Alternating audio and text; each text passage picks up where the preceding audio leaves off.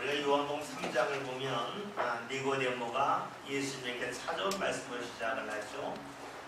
예수님에게 어떻게 하면 영생을 얻을 수 있을까? 뭐 이런 거 질문할 때에 예수님 하신 말씀 뭡니까?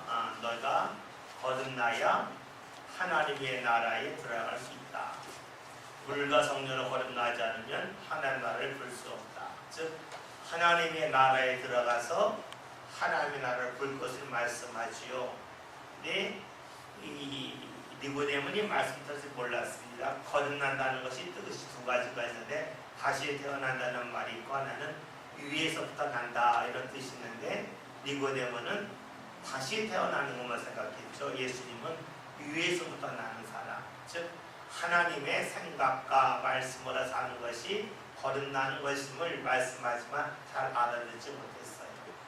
그리고 예수님이 그를 안타까워하셨고 하신 말씀이 이스라엘이 광야를 지날 때에 뱀에 물렸는데 모세가 노뱀을 든 것처럼 인자가 들려야 된다 하는 말씀을 하십니다. 그리고 하나님이 세상을 이처럼 사랑하셔서 독생자를 주셨다. 그리고 그를 믿는 자마다 영생을 얻는다 하는 이 말씀에 대한 해설이 나오지요. 그런데 우리가 지난주 보았던 말씀 중에 중요한 말씀은 믿는 자는 이미 믿음으로 심판을 받지 않은 것이고 믿지 않는 자는 믿지 않음으로 이미 심판을 받은 거다. 이 말씀이 매우 중요하다고 그랬어요. 한번 다시 한번 볼까요? 말씀을 보겠습니다. 다시 한번 봅니다. 18절 3장 18절입니다. 다 같이 읽겠습니다. 읽습니다.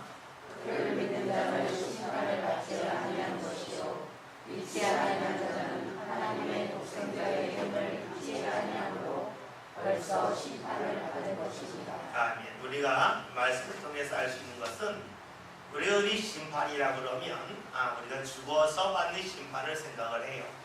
즉 내가 이 세상을 떠날 때 지옥 가냐 천국 가냐 많은 분들의 관심이 여기 있습니다. 요한복음은 죽어서 천국 간다 지옥 간다는 말씀이 없어요. 어떤 말씀이냐면 이 세상을 살면서 예수님을 믿는 사람이 이미 심판받지 않았다는 것이에요. 심판받지 않았다고 하는 것은 하나님을 가까이 할 수 있다는 말로 바꿀 수가 있어요. 우리가 지옥에 간다고 하는 것은 하나님과 내가 만날 수 없다는 것이 되겠죠. 하나님의 영광에 이르지 못한다. 이것이 바로 지옥 아닙니까? 그러니까 우리가 말씀을 조금만 변형해서 바라본다면 내가 예수 믿고 구원받았다 하는 것은 내가 심판받지 않는다 하는 말씀도 되겠고 또 다른 말로 하면 내가 하나님을 마음껏 만날 수 있다라고 하는 말씀으로도 우리가 바꿔볼 수가 있어요. 그러니까 요한복음에서 우리에게 계속해서 강조해주고 있는 말씀은 어떤 말씀이냐면 너희가 예수 믿고 나서 죽어서 천국 간다 하는 그런 말씀이 아니에요. 너희가 이 세상을 살면서 예수 믿으면 하나님을 만나는 그 구원의 역사, 영생을 경험하는 역사, 하나님의 품 안에 안기는 삶을 살 수 있다고 하는 것이 요한복음에서 계속해서 강조해주고 있는 것이에요. 그런데 우리나라 기독교에서는 주로 예수 믿고 나서 무엇을 얘기하냐면 죽어 천국 간다 이야기를 많이 하죠. 이 세상은 그냥 지나가는 세상, 이 세상은 그냥 빨리 지나가면 된다, 결과는 천국 가면 된다, 여기 관심이 많아요. 근데 이 성경은요, 왜 마태, 마가, 누가 요한복음이 있을까요? 다 달라요. 강조점이 달라요. 요한복음을 우리가 자세히 읽으면 강조점은 뭡니까? 예수 믿고 나서 너희가 심판받지 않았다. 너희가 예수 믿고 나서 너희가 부족함에나 불구하고 하나님과 충분히 교통할 수 있다는 것이에요. 하나님과 교통한다고 하는 것이 내가 일이 잘 풀린다, 성공했다 이걸 말하는 건 아니지요. 내가 높은 자리에 올라가도 내가 하나님과 교통하지 못할 수 있어요. 흔히 하는 말로 우리가 비싼 음식을 먹으면 맛있을 거라는데 비싼 음식 먹고 기분 나빠 취할 수도 있고요. 라면 먹고 기분 좋아서 춤출 수도 있어요. 또 우리가 단순하게 생각하면 예수 믿고 구원받았다고 하는 것이 내가 세상에 잘됐다 여기 관심이 있는데 그렇지 않죠. 예수 믿고 구원받았다고 하는 것은 하나님이 내게 주시는 은혜가, 내게 주는 기쁨이 삶 가운데 계속해서 몰려온다는 것을 말해요. 그것은 내가 높은 곳에 올라가든 낮은 곳에 내려가든 하나님 주시는 은혜는 누구에게나 임할 수 있어요. 그래서 요한복음에서 말씀하는 영생, 구원, 심판받지 않는다는 말씀은 이 세상을 살아가면서 오늘 우리가 하나님의 은혜 가운데 사는 것, 하나님과 충분히 교통하는 것, 그래서 내 삶의 아픔을 주님 앞에 고했을 때에 주님께서 내 삶의 아픔을 어루만져 주시고 그 아픔 속에서 하나님이 주시는 그 은혜를 찾아갈 수 있게 하는 것, 이것이 바로 요한복음에서 말하는 구원, 하나님의 역사라고 볼 수가 있습니다. 어떻게 보면 요한복음은 굉장히 현실적인 말씀, 여기 말씀을 읽을 때에는 너무나 영생이니 이런 말씀이 많이 나와서 우리 삶과 굉장히 동떨어져 있는 말씀처럼 보이지만 실제로 요한복음은 우리 삶과 굉장히 밀접되어져 있어서 우리가 이 세상을 살아가면서 충분히 경험할 수 있는 하나님의 역사를 말씀을 통해 설명해 주고 있다. 그렇게 보면 좋을 것 같습니다. 그럼 오늘 말씀 이제 20절로 넘어와서 읽기 시작하죠. 악을 행하는 자마다 빛을 미워한다. 자, 생각해 봅시다. 악을 행한다. 사람이 악한 거 알고 악한 일을 하는 사람은 거의 없죠. 악한 일인 줄 알면 대부분 하지 않습니다. 따라서 악한 일을 행한다고 하는 것은 나도 모르게 악한 일을 행한다라고 하는 것도 포함된다고 보면 좋을 것입니다. 생각해 봅시다. 사람이 언제 악한 일을 할까요? 악하다고 하는 것은요, 일정한 악도 있지만요, 고무줄처럼 줄었다 늘어나는 악도 있어요. 제가 면접관이라고 생각해 봅시다. 면접관인데 남자가 들어오면 가산점을 20점을 주고 여자가 들어오면 가산점을 주고 오로 10점을 뺐어요. 규칙이 일정하지 않죠? 왔다 갔다 하는 거죠. 딱 봤는데 저랑 비슷하게 몸이 체가 큰 사람이 들어 그러면 플러스 15점. 딱 제가 봤는데 저보다 잘생겨서 기분 나빠 마이너스 5점. 이러면 여러분 이게 옳지 않죠? 악한 것이죠. 악한 것의 특징이 뭡니까? 자기 마음대로 하는 거 아닙니까? 내 기분 내키는 대로 막 움직이는 거, 그거 악한 건 아니겠어요? 길거리 가다가 기분 나빠 휴지 버리고 기분 나빠 하고 어떻게 신호등 안 지키고 내 마음대로 행하는 것, 이것을 악이라고 볼 수가 있어요. 다른 말로 하면 나 자신이 기준이 되는 거예요. 또 다른 말로 하면 나만 좋으면 된다. 이것이 바로 악이라고 말하지요. 그래서 간혹 가다가 우리가 기억하기 쉽게 하려고 나쁜 사람이 어떤 사람이냐, 나뿐인 사람, 나뿐인 사람이 나쁜 사람이라 그러죠. 그러니까 내 기준만이 옳다, 내 감정만이 옳다 하는 사람이 나쁜 사람, 옳지 않은 사람이라고 말합니다. 여러분, 그건 왜 내가 중심이 되고 내 마음대로 하는 것이 옳지 않을까요? 그것은요, 사람은요, 나는 일정하라고 말하려는지 모르겠지만 일정한 사람은 없어요. 이 세상을 보세요. 이 세상에는 봄, 여름, 가을, 겨울이 있잖아요. 봄, 여름, 가을, 겨울이 있는데 이 계절에 따라서 사람들이 입는 옷이 달라요. 그뿐만이 아니에요. 계절에 따라서 사람들이 생각하는 것이 달라요. 만약에 이 여름에 여러분들 보고 우리 밖에 나가서 우리 교인들 한 시간씩만 전도합시다. 그러면 죄송한 이야기지만 우리 교인 중에서 얼마 남을지 모르겠어요. 다 목사님 생각만 해도 억지로 이 더운 날에 어떻게 다닙니까 하겠지요. 그런데 바람 부는 날 하자 그러면 어떻게 할까요? 많은 분이 남을 거예요. 무엇을 말하냐면 계절에 따라서 우리가 입는 옷도 다른 것처럼 계절에 따라서 상황에 따라서 우리의 생각의 옷도 달라진다 하는 것입니다. 여러분, 이것도 다른 말로 어떻게 될까요? 우리가 내 마음이 어떠하냐에 따라서 내 삶의 무게가 달라요. 그래서요, 내가 기분 좋을 때는 하나님 앞에 나오는 그 시간이 그다지 천천히 가지 않아요. 빨리빨리 가요. 내 삶이 힘들 때는 하나님 앞에 나오시면 되게 더디게 가요. 굉장히 힘들다는 거죠. 마찬가지예요. 내 마음의 상태에 따라서 삶의 무게를 다루고요. 내가 하나님의 일을 감당함에 있어서도 어제와 오늘이 달라요. 헌신의 무게가 달라질 수밖에 없어요. 놀라운 것은 다른 사람들은요, 자신은 달라지지 않았다고, 옆 사람이 오면 당신 달라졌어 그러는데 나는 내가 뭐가 달라졌어요? 나는 똑같은데. 그러고 이것은 무엇을 말하냐면 내가 기준이 되면 내가 달라진 것 몰라요. 내가 판단하는 것이 달라진 것도 몰라요. 내가 과거에 옳다고 했다는 것을 지금 틀리다고 말하는 것도 잘 몰라요. 즉 내가 기준이 되면 많은 것을 부정하고 맙니다. 따라서 하나님의 말씀 알았던 사람도 하나님의 말씀을 부정할 때가 적지 않습니다. 악을 행하는 사람은 다른 말로 하면 자신이 기준이 되는 사람입니다. 신앙인의 특징이 무엇일까요? 신앙인은 내가 기준이 되지 않고 하나님이 기준이 되는 사람입니다. 왜냐하면 나는 얼마든지 달라진다, 나는 조석변이다 하는 것을 인정하는 게 신앙입니다.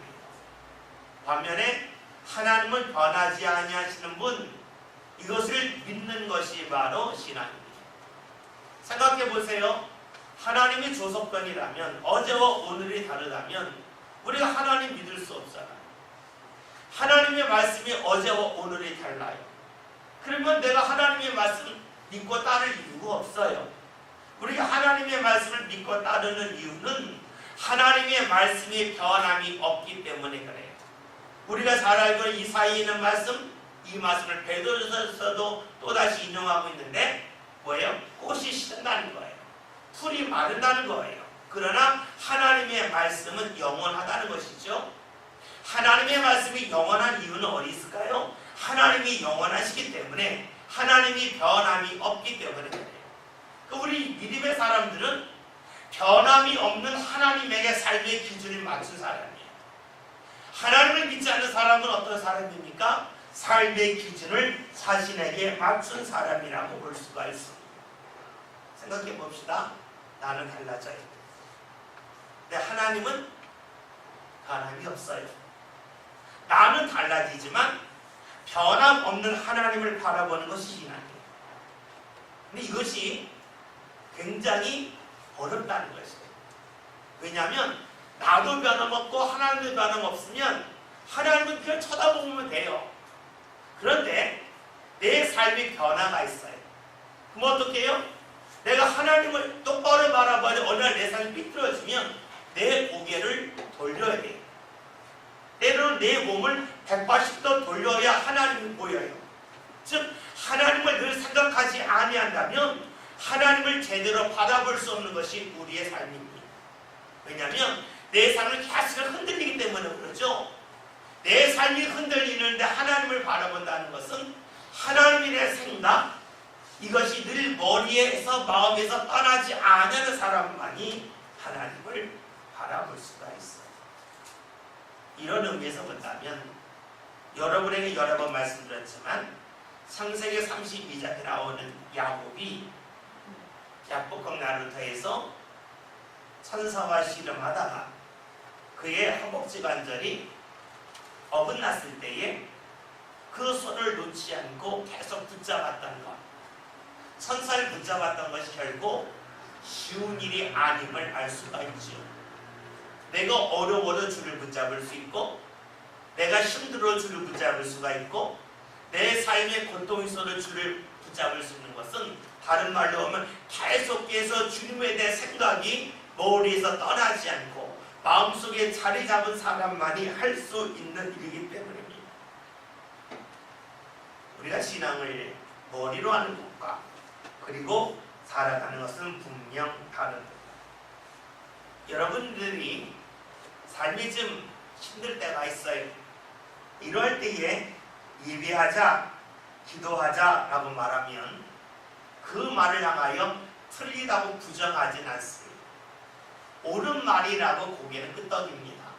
그러나 여러분들도 모르게 마음속에서 내가 이렇게 힘든데, 내가 이렇게 어려운데 이것을 꼭 해야 되는가 하는 생각이 들고 맙니다.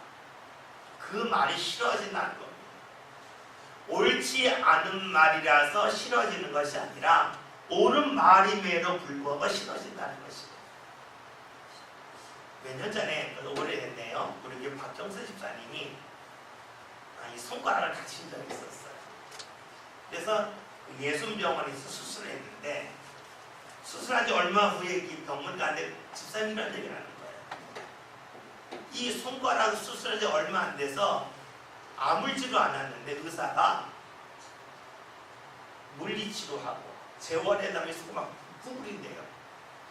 너무너무 아프다. 그래서 의사가 하는 이야기가, 이거 다 낫고 나서 손가락 구부리면 평소에 안 구부러진다. 지금 해야 되는, 지금. 그런데 그 분명 안다는 거예요. 아는 애게 너무 아파가지고요, 어떡하냐면 하기 싫다는 거예요. 많은 사람들이 손가락이 다치고 나서 물리치료를 해야 이 손가락이 온전해지고 다시 사용할 수 있는 거 알지만 이걸 시도한다는 거예요. 너무 힘들어서. 물리치료 받는 것이 옳은 줄 알지만 힘드니까 싫어하는 거예요. 나중에는 후회하죠. 다 낫고 나면은 에이, 그때 내가 힘들어 해가지고 손가락 사용할 걸, 이런 마음 다 들잖아요. 그러나 막상 그때에는 너무 고통스러우니까 옳은 줄 알면서도 그것이 싫은 거예요. 우리 신앙도 역시 그러지 않겠어요? 내가 힘들고 어렵고 삶에 상처가 있을 때에 하나님 앞에 와야 된다. 이거 옳은 거 알아요. 내가 알지만 힘들잖아요. 힘드니까 어떻게 해요? 싫어하는 거예요. 그래서 그 말씀이 틀리다는 게 아니라 옳은 줄 알면서도 싫어한다 하는 것입니다. 생각해 봅시다. 악을 행한다 라고 하는 것은요, 이렇게 바꿀 수가 있어요. 우리가 악한 것이 좋아서 악을 행하지 않는다 그랬잖아요. 그러면 악을 왜 행할까요? 악을 행하는 것이 자연스럽기 때문에. 물리치료 받을 때 아프니까 받기 싫은 게 자연스럽잖아요. 자연스럽지만 옳지 않은 일이잖아요. 마찬가지로 우리가 악을 행한다고 하는 것은 이거 나쁜 짓인데 이거 한번 해봐서 내가 한번 이름 내볼까, 이런 마음 때문에 행하는 게 아니라 그것이 나한테 너무 자연스럽고 편하기 때문에 우리는 악을 행한다는 것이에요. 이렇게 악을 행하는 사람을 20절에서 악을 행하는 자마다 빛을 미워한다 하는 것입니다. 보세요. 악을 행하는 사람이 빛을 향하여 옳다 그르다 하지 않죠. 좋다 싫다 미워한다 이거예요. 옳다 그르다의 차원이 아니라, 즉 어떤 가치에 대한 차원이 아니라 감정적으로 반응하는 거예요. 내가 악을 행하는 것이 자연스러워요. 그것이 편해요. 편하기 때문에 빛이 옳은 줄 알지만 그것이 싫은 거예요. 저는 오늘 말씀 뭡니까? 악을 행하는 자마다 빛을 미워한다 하는 것입니다. 악을 행한다고 하는 것을, 악을 행하는 것이 자연스럽다 그랬잖아요. 다른 말로 하면 습관이에요. 악을 행하는 것이 습관된 사람은 빛을 미워해요. 따라서 악을 행하는 데서 벗어난다는 말은 다른 말로 하면 습관을 바꾼다는 것이에요. 근데 오늘 말씀은 뭡니까? 습관을 바꾸기가 너무너무 힘들고 어렵다 하는 것입니다. 오늘 우리가 습관대로 살면 어떻게 될까요? 우리는 예수 믿어서 의인이지만 그것은 주님께서 의롭다고 나를 인정해 주시는 것이고, 엄밀하게 보면 우리는 의롭지는 않아요. 우리는 생각이 들쭉날쭉해요. 감정도 많이 요동을 쳐요. 좋았다 싫었다 조석변이에요. 마치 죽을듯이 우리의 인생이 이리저리 흔들려요. 그런데 내가 기준이 되었다. 이것이 우리는 또 익숙해요. 그렇기 때문에 우리가 살아가면서 내 습관에서 벗어나는 일, 이 일은 굉장히 어렵고 힘듭니다. 그리고 오늘 말씀처럼 빛을 미워합니다. 다시 말하면 빛을 향하여 가지 않는다는 것입니다. 그 이유는 감정적인 문제 때문에 그렇습니다. 우리에게 감정이 있다고 하는 것, 그것은 긍정적인 면도 있지만은요, 감정에 우리가 휘둘리다 보면 어떻게 될까요? 우리가 감정으로 인하여서 빛을 미워하고 내 습관대로 사는 그런 삶을 살기가 쉽습니다. 오늘 말씀을 보았더니 악을 행하는 자가 빛을 미워하는 이유가 무엇일까? 오늘 말씀 다시 한번 20절 말씀 읽겠습니다. 다 같이 읽습니다.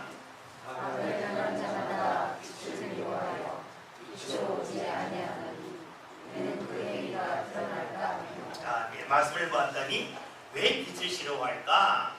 그것은 내 행위가 드러나는 것을 원하지 않기 때문입니다. 생각해 봅시다. 악을 행한 사람이, 내 습관대로 사는 사람이 말씀을 들었어요. 말씀을 들으면 나의 잘못된 것이 드러나겠죠. 내 잘못된 것이 드러날 때 사람들의 반응은 크게 두 가지가 있어요. 하나는 무엇이냐면, 내가 잘못한 게 드러났다. 그런데도 하나님이 내게 은혜를 주셨구나 하면서 하나님 앞에 더 감사할 수도 있어요. 다시 말하면 내가 은혜 받은 것이, 내가 착한 일을 많이 해서, 선한 일을 많이 해서 내가 하나님의 은혜 받았다고 생각을 했는데, 말씀 속에서 내가 하나님 앞에 가까이 가다 보았더니 내 잘못된 것이 너무나 많이 드러나는 거예요. 그 순간에 어떤 마음이 들까요? 내가 은혜 받은 것이 내가 선하고 착하고 내가 무언가 뛰어나기 때문에 받은 것이 아니라 하나님이 내가 부족한 데에 불구하고 나를 살아계신 결과구나 하는 것을 발견할 수 있어요.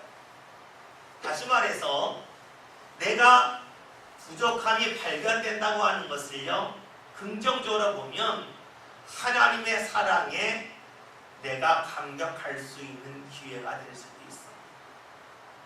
그러면서 또 하나는 무엇일까요? 내가 이렇게 부족함이라 불구하고 하나님이 은혜 주셨는데, 내가 하나님을 향하여 내 삶이 조금만 더 가면 더 풍성한 은혜의 문이 열리지 않겠는가? 하나님의 은혜를 내가 소망할 수도 있습니다. 근데 어떤 사람들은 자신이 부족함이 드러날 때에 이를 부끄럽게 여기고 수치스럽게 여기는 분이 있습니다. 이것은 우리가 충분히 이해할 수 있는 반응이에요. 그러나 냉정히 보면 그 사람의 마음속에 무엇이 있습니까? 나는 완벽한데 내 완벽한 것이 허물어졌네 하는 그런 안타까움이 묻어나는 거죠. 그러면 내가 완벽했네라고 하는 것은 다른 말로 하면 하나님과의 관계를 본다면 내가 하나님의 은혜를 이미 최고도 받았는데 더 받을 은혜가 없는데 하는 것과 똑같지 않겠어요? 그러니까 나의 부족함이 드러났을 때에 이 부족함이 드러난 걸 통해서 하나님의 사랑과 앞으로 임할 은혜를 사모하는 사람, 긍정적인 신앙의 사람이 있는가 하면 그걸 부끄럽게 여기고 수치스럽게 여기는 사람이 있어요. 그런 사람은 엄밀하게 말하면 그가 받을 은혜가 없다고 하는 것을 스스로 인정하는 것과 똑같아요. 그럴 그것은 신앙의 비참함이죠. 바울을 생각해 보세요. 바울은 하나님 앞에서 주의를 하면 할수록 그의 고백은 자신의 부족함을 계속해서 인정했어요. 우리가 잘 알고 있는 말씀 고린도전서에 나는 사도 중에 가장 작은 자다. 에베소서에서 나는 모든 성도들 중에서 가장 작은 자다. 디모데전서에서 나는 죄인 중에 괴수라. 이게 무엇을 말할까요? 그가 하나님 말씀의 세계로 들어가면 들어갈수록 나의 부족함을 발견한 거예요. 근데 부족함을 발견하면서 내가 부끄럽다, 수치스럽다가 아니라 야, 내가 이렇게 부족한데도 하나님이 내게 여태까지 은혜 주셨구나. 내게 이렇게 수많은 단점이 있음에도 불구하고 하나님이 나를 버리지 않으시고 나를 사용하셨구나. 그것을 깨달으면서 주님 앞에 더욱더 감격하면서 주님 앞에 나아갈 것이죠. 그러니까 우리가 신앙생활하면서 내가 점점 빛으로 가면서 내 행위가 드러난다고 하는 것은 사실은 감사한 일이에요. 이를 통해서 주의 사랑을 알고 주의 은혜를 소망할 수 있기 때문입니다. 근데 많은 이들이 신앙생활하면서 나의 부끄러움이 드러나는 것을 굉장히 수치스럽게 여깁니다. 왜냐하면 나는 이미 최고점에 이르렀다고 여기기 때문입니다. 특별히 자신이 스스로 생각할 때에 내가 이 사람보다 낫다, 더 뛰어나다 라고 여기는데 그 사람을 통해서 나의 어리석음과 부끄러움이 드러나면 사람들은 자신의 자존심이 무너진다고 생각합니다. 오히려 그런 사람을 미워하죠. 생각해 보세요. 왜 바리새인과 서기관들이 예수님을 미워했을까요? 물론 예수님을 통하여 그들의 잘못됨이 드러났기 때문이에요. 그러나 만약에 예수님이 로마의 황제 정도 되는 높은 위치에서 그들의 잘못됨을 지적하고 그들을 쓴다고 하셨다면 그들은 예수님을 미워하지 않습니다. 그들이 볼 때는 예수님은 목수의 아들이에요. 이 착한 것이, 나보다 부족한 것이 왜 내 자존심을 건드리냐 라고 생각을 하는 거예요. 즉 하나님이 내게 주실 은혜가 앞서지 않고 세상에서 내가 얼마나 인정받을까 여기에 초점을 맞추라고 했더니 바리새인과 서기관들은 예수님을 미워하고 말았습니다. 오늘 우리가 신앙생활하면서 기억해야 될 것은 나의 부끄러움, 나의 잘못된 습관이 드러나는 것은 자존심이 상할 수 있는 일이겠지만 하나님과의 관계에서 보면 하나님의 사랑을 좀 더 깊게 깨닫고 하나님의 은혜를 더욱더 사모할 수 있는 믿음의 사람으로 변화될 수 있는 좋은 기회라는 것입니다. 그래서요, 우리가 하나님의 은혜를 사모하는 사람은 나의 부족함이 드러나는 것을 통해서 감사하고 하나님께 영광을 돌리지요. 그러나 하나님을 믿는다고 그러지만 세상에서 내 자리 여기에 연연하는 사람은 내 부족함이 드러날 때에 분노하고 맙니다. 오늘 21절 말씀 함께 읽겠습니다. 다 같이 읽습니다.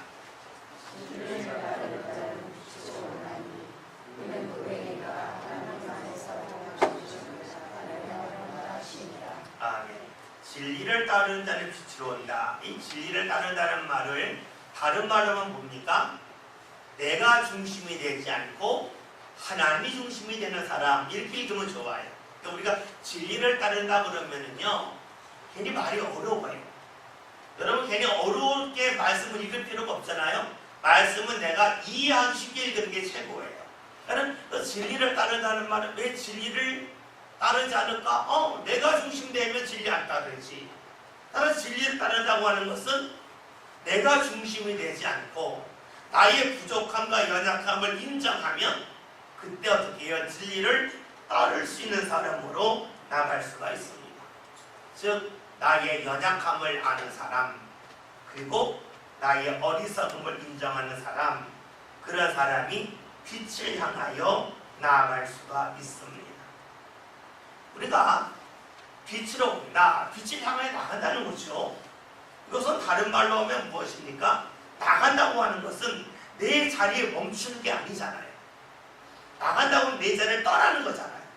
그러니까 진리를 따르는 사람은 빛을 향하여 나간다고 하는 말씀은 진리를 아는 사람은 내 자리를 옮겨간다는 것이에요. 내 자리를 옮겨간다고 하는 것은 내가 살고 있는 거주지를 옮긴다.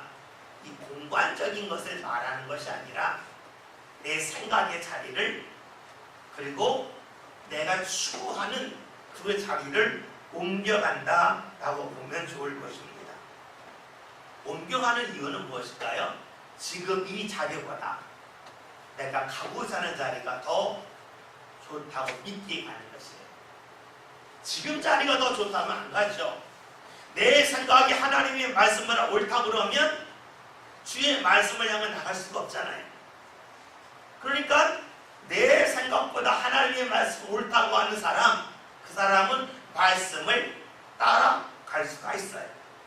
오늘 말씀대로면 진리를 따라서 빛을 향하여 나아갈 수가 있다 하는 것입니다. 우리가 오늘 말씀 그 다음에 있는 말씀 한번 읽어볼까요? 2년부터 했으면 시작. 이는 우리 믿음이가 하나님 안에서 행한 것임을 나타내려 하십니다. 아멘. 말씀을 쉽게 봅시다. 진리를 따르는 사람은 내 생각을 중심에 의지하는 그 말씀을 따르는 사람이에요. 이렇게 말씀을 따라 움직이는 사람은 하나님 안에서 행한다 그래요. 이게 말씀이 어렵잖아요.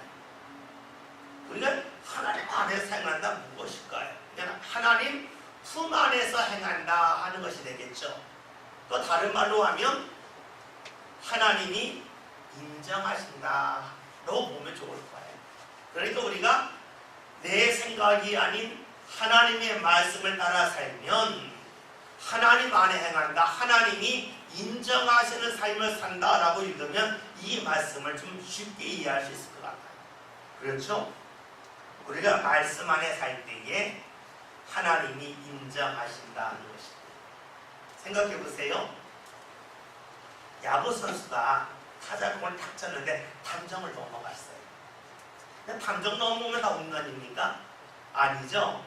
룰이 있잖아요. 이렇게 홀대 딱 세워놓고 요 안쪽으로만 들어가야 홈런이잖아요.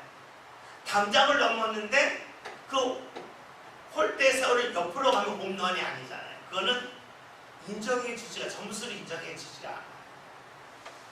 우리가 말씀 안에 살아서 하나님이 인정하신다는 것은 하나님께서 우리의 삶을 야, 너 잘했다 인정해 준다는 거고, 야구로 말하면 득점을 올린 거예요.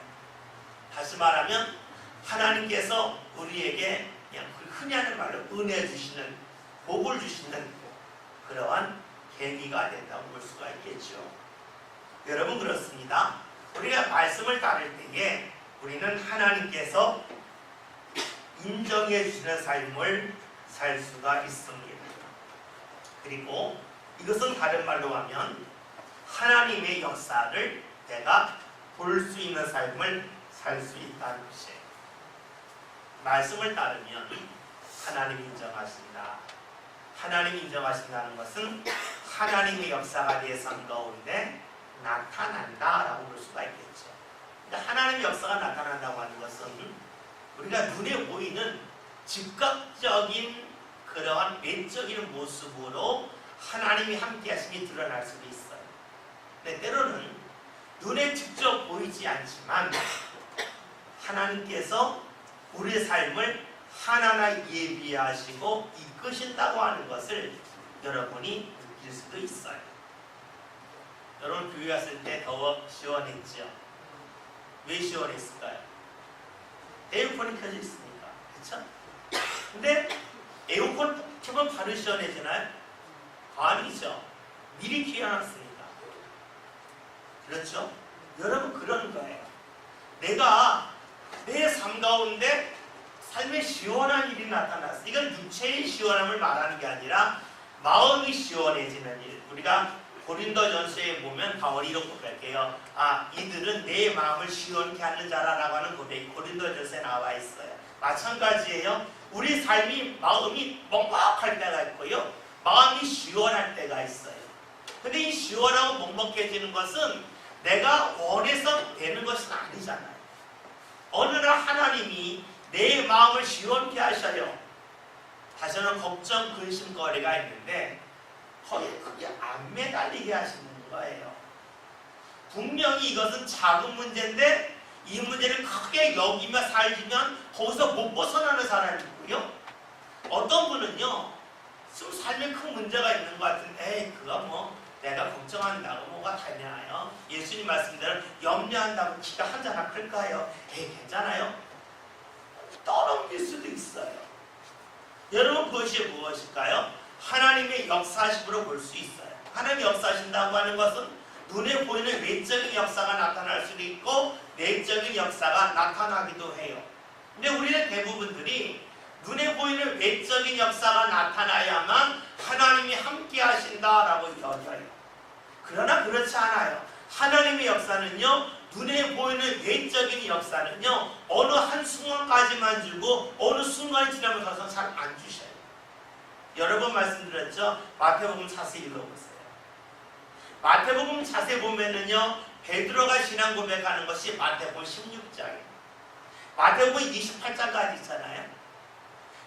베드로가 신앙 고백하는 것은 14장 넘어서 중반 이후에요. 그런데 놀라운 것은요, 마태복음 16장 이전에는요, 예수님이 병자 고치고 귀신 내쫓고 이런 말씀이 엄청나게 많이 나와요. 근데 마태복음 16장을 딱 지나잖아요. 예수님이 병자 고치는 말씀이 거의 안 나와요. 이적이 거의 안 나타나요. 왜 그러셨을까요? 주님의 능력이 떨어졌기 때문이랄까요? 주님의 능력이 사라졌기 때문이 아니에요. 무엇을 말하냐면 믿음으로 고백하기 전까지는 어떻게 확신을 주려고 눈에 보이는 이적을 많이 행하셨지만 신앙 고백을 딱 하고 나면 뭐예요? 야, 이제 눈에 보이지 않는 하나님, 그 하나님 믿고 살 수 있는 그런 사람이 되라. 이것이 바로 성경이 우리에게 증언해주는 말씀의 패턴이에요. 그러니까 어떻게 돼요? 마태복음 16장 이후고 딱 지나면은요, 예수님이 병자 고치는 말씀 거의 안 나와요. 물론 17장에서 예수님 산에 올라가셔서 변형되었다는 변화서 사건은 나타나지만 그건 이적은 아니잖아요. 그리고 뭐 아이가 뭐 귀신들을 내쫓는 말씀은 있지만 거의 안 나타나요. 앞에 집중적으로 나타나요. 무엇을 말해요? 주님의 역사는요, 어느 순간이 지나면 내적인 역사로 나타나게 되어져 있어요. 그리고 이 내적인 역사를 듣지 않는 신앙을 갖기를 원해요. 얼마 전에 친구 아버님이 돌아가셔서 장례식장을 갔는데 친구 목사가 이렇게 왔어요. 근데 그 친구 목사님은 성격이 되게 발랄해요. 얼마나 발랄하냐면 교인들을 대할 때에도 뭐 그냥 마음이 안 든다, 나오지 마세요 할 정도로 굉장히 과격한 성격이에요. 근데 그 친구 목사님 하는 이야기가 자기가 미국에 있을 때 미국 공부하러 왔는데 미국에서 기도하다 보면 이렇게 기도하면 자꾸 쓰러졌대. 자꾸 쓰러졌대. 그래서 하나님 능력 주셨구나, 이걸 계속 해야지 했대요. 근데 문제가 생긴 거예요. 어떤 문제가 생기냐면 한번 쓰러진 교인들은요, 다음에 안 쓰러지면 우리 목사님 능력이 없어졌나 그런다는 거예요.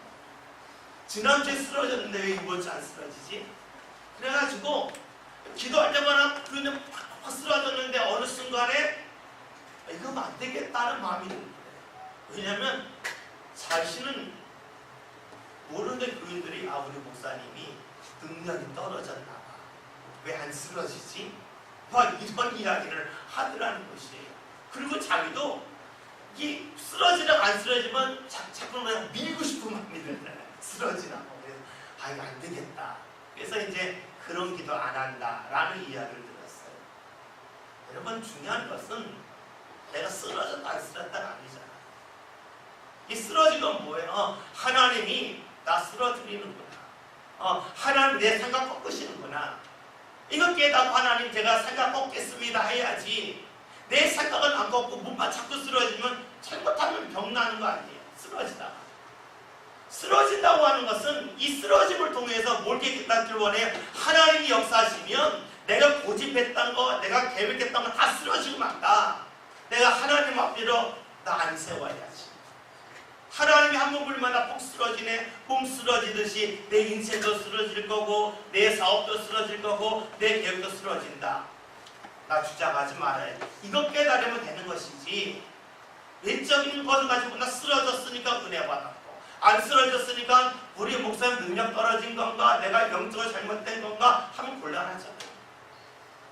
다시 말해서 주의 역사는 외적인 역사로 있지만 결국은 우리를 내적인 역사로 이끌고 갑니다. 그래서 오늘 말씀, 진리를 따르는 사람 빛으로 온다. 즉 내 생각을 꺾고 말씀을 따르는 사람은 하나님 앞으로 가는데, 하나님 앞으로 갈 때 이런 현상이 무엇이냐? 하나님 안에서 해당 것을 알게 한다. 하나님이 인정하는 삶을 산다는 것이에요. 즉 내가 나를 버리고 말씀을 따라갈 때에 하나님이 나를 인정해 주신다고 하는 하나님의 그 역사에 대한 파연이 우리 삶 가운데 드러난다는 것이죠. 드러날 때에는 외적으로 드러날 수도 있고 내적으로 드러날 수도 있어요. 근데 외적인 것은 어느 시기가 지나면 하나님께서 뛰어넘게 하세요. 마태복음에 나와 있잖아요. 그리고 우리로 하여금 무엇을 하십니까? 내적인 역사를 경험하게 하세요. 그것이 무엇일까요? 찬송해 보는 거예요. 여러 번 말씀드렸잖아요. 찬송해 보면 알죠. 하나님이 나 오늘 만지시는 거야. 찬송해 보. 찬송하는데 예전 같잖아. 그러면 기도하고 찬송해 봐야지. 그럼 어떻게 해요? 주의 역사가 나타나게 하잖아요. 우리가 사도행전 16장이라는 말씀, 예전에 설교 시간에 말씀 모았었죠. 바울과 실라가 빌립보 감옥에 갇혔을 때 그들이 어떻게 했어요? 찬송하고 기도해요? 기도하고 찬송해요? 이런 거 들으면 좀 골치 아프죠? 기도하고 찬송해요? 찬송하고 기도해요? 예? 찬송하고 기도해요? 기도하고 찬송해요. 언제 문이 열렸어요? 찬송할 때 열렸잖아요. 왜 찬송할 때 열렸을까요? 간단하죠. 기도가 바탕이 된 찬송 속에 열리는 거예요. 우리 말씀을 읽으면 찬송하면 열린다. 아니에요. 찬송하기 전에 뭐가 있어요? 하나님과 충분한 교제, 기도가 있어요. 여러분들 기도하다 보면 막 기도하고 나서 나도 모르게 찬송하고 가잖아요. 그럴 때 있죠. 그게 빌립보 감옥 아니에요. 찬송하는 기도합니다. 찬송하는 기도 누가 해요? 기도가 잘 되니까. 하나님을 바르셨음을 알 때에 시키지 않아도 찬송하잖아요. 마찬가지예요. 빌립보 감옥에서 어떻게 해요? 하나님 앞에 막 기도하다가 하나님의 은혜를 떠올리며 찬송하는 거죠. 열리잖아요. 근데 우리가 내적인 은혜라고 하는 것이 뭐 특별한 게 있는 게, 우리가 일상적인 신앙생활을 꾸준히 해나갈 때에 하나님이 나와 함께 하시는구나, 이때 나를 붙잡으셨구나 하는 것을 알겠죠. 오늘 여러분들 예배 나왔어요. 예배 나왔는데요, 어떤 분들은 지난주하고 예배가 다르다, 내가 느끼기에, 이런 분이 있고요. 지난주와 똑같다는 분이 있고요. 지난주보다 오늘 말씀이 잘 안 되네 떨어지는 분도 있을 거예요. 왜 그럴까? 나를 돌이켜보면 주님이 내적인 증거를 내게 주시겠죠. 야, 네가 지난주에는 열심히 말씀 읽고 왔는데 네가 이번 주에 말씀도 안 읽고 네가 인프라 불평 많이 했구나. 내가 왜 말씀을 못 들었을까? 왜 주를 못 만났을까? 치열하게 내 삶을 뒤돌아보면 내 삶 가운데 걸리는 것이 나타나겠죠. 이를 통해서 주님, 그래, 이것 때문에 그렇고 네가 한번 바꿔봐야지. 바꿨는데 은혜 주셨어. 이게 내적 증거가 됐어요. 말씀을 따를 때에 주님께서는 우리를 인정하시고 우리와 함께 하심을 드러내주십니다. 오늘 저와 여러분이 오늘 말씀, 악을 행하는 사람, 내가 중심이 되는 사람이에요. 또 다른 말로 하면 내 습관대로 사는 사람이에요. 내 습관대로 사는 사람은요, 주님 앞에 가는 거 싫어요. 내 습관대로 사는 사람은 내 부족함이 드러날 때 자존심 상해요. 그러나 하나님 중심으로 사는 사람은요, 내 부족함이 드러날 때 내가 이렇게 부족했는데, 나도 몰랐는데 너무 부족했는데라 불구하고 하나님이 지금까지 은혜 주셨네? 하나님 감사합니다. 저를 정말 사랑하셨군요. 그리고 제가 이렇게 부족한 대로 은혜 주셨다면 제가 주님 앞에 좀만 더 나가면 더 풍성한 은혜 주시겠는데요. 하나님의 은혜를 사모할 수가 있어요. 그러나 하나님이 아닌 사람과의 기준에서 날 보는 사람은 내가 부족함이 드러날 때에 분노하고 화를 내고 납니다. 오늘 저와 여러분이 철저하게 하나님이 기준이 되어서 내 부족함이 드러날 때 하나님 이렇게 부족한데 은혜 주셨는데요. 너무 감사합니다. 제가 말씀 안에 살겠습니다. 그래서 내가 하나님 안에 있음을, 하나님 나를 인정하심을, 하나님이 내 삶 가운데 함께 하신다는 증거가 드러나는 삶을 살게 해주세요. 이러한 기도를 저와 여러분이 꼭 행하는 나가는 가운데 오늘 말씀이 우리 삶 가운데 경험되어질 수 있는 주의 말씀으로 온전히 설 수 있기를 주의 이름으로 기원드립니다. 기도하고